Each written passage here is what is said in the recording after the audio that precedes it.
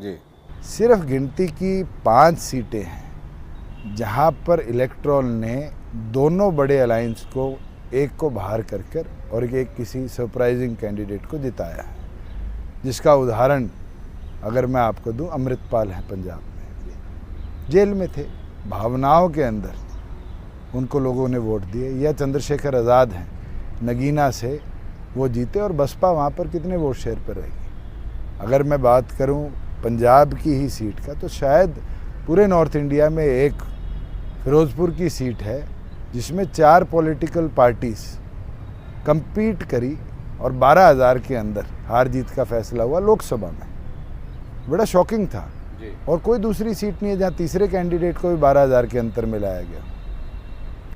तो दुष्यंत चौटाला इस आरोप से कितने आहत हैं कि भारतीय जनता पार्टी के तमाम बड़े नेता ये बयान दे रहे हैं कि हमारा जो भी नुकसान हुआ वो दुष्यंत और जेजेपी को साथ लेने के कारण हुआ।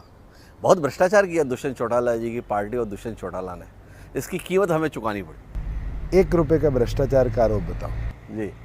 आपने इतने प्यार से कहा कि दुष्यंत ने भ्रष्टाचार किया, आप भी पूरे दिन इससे ज़्यादा प्यार से कुलदीप बिश्नोई बोले हमसे। हमने उनसे सवाल किया, जेजेपी पिछली बार बड़ा चमत्कारिक प्रदर्शन की, इस बार क्या देते हैं? हिमांशु जी, बात ना पलटो। ना बात नहीं पलट रहा, आपको लेख के साथ बता रहा हूं, हवाले के साथ। आपने एक चीज बोली कि भ्रष्टाचार दुष्यंत ने किया। आप मुझे 1 रुपए का आरोप सिद्ध करके बताओ जी। ये मेरा आरोप नहीं है, ये भाजपा के नेताओं के बयान है। अरे नेताओं के आप बयान जिनके साथ 4.5 साल सत्ता में रहे दुष्यंत जी, बयान पर भी मैं आपसे पूछना चाहता हूँ जी कि मेरे ऊपर तो 5 साल आरोप लगे जी। मैं हमेशा कहता रहा हूँ कि 1 रुपए का आरोप कोई बताए तो सही। क्या पॉलिटिशियन का यही काम है कि वो निराधार आरोपों पर जवाब ही पूरी जिंदगी देता चला जाए? पर आपको भाजपा को से इस बात को लेकर नाराजगी नहीं है कि जिनके साथ 4.5 साल सत्ता में साझेदारी की, जिनके संदर्भ में दुष्यंत जी का दावा है कि जनता के लिए हमने बेहतर काम किए, वो आज सीधा आरोप ये लगाते हैं कि दुष्यंत चौटाला जी के कारण उनकी पार्टी का बड़ा नुकसान हुआ। जिस व्यक्ति ने स्टेबिलिटी नहीं रखी, पूरा जीवन दाएं बाएं पॉलिटिकल काट दिया, वो दुष्यंत पे आरोप लगाएगा जी। आप जिस व्यक्ति की बात कर रहे हैं उनका पॉलिटिकल करियर के अंदर उनके फैसले तो देखिए क्या लिए गए हैं जी।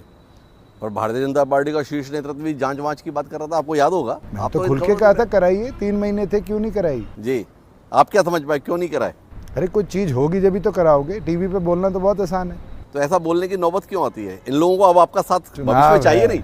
चुनाव है जी, चुनाव में हर तरह की बात बोली जाती है। तो दुष्यंत चौटाला से अब हम आखिरी दौर की बातचीत पर अगर आते हैं, 2019 के संदर्भ में दुष्यंत चौटाला बोलते हैं हमने जो वादे किए थे हम उन्हें पूरा करने में काफ़ी हद तक सफल रहे। 2024 में किन उम्मीदों को जगा रहे हैं जनता के बीच में? देखिए, हमने कई फैसले करे हैं।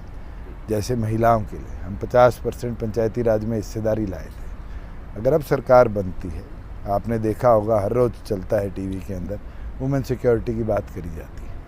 आज टीचिंग सेक्टर के अंदर भी 20 से 25% महिलाएं हैं। आज उसको बढ़ाकर 50% का हम काम करेंगे, चाहे वो टीचर हो, लेक्चरर हो, प्रोफेसर हो। यूनिवर्सिटी, कॉलेज, स्कूल के अंदर अगर 50% महिला शिक्षिकाएँ होंगी तो अपने आप वुमेन सिक्योरिटी को टेक केयर करेंगे हम। आज गरीब बच्चा है, वो शहर में पढ़ने जाता है, उसके लिए छात्रावास की सुविधा नहीं है।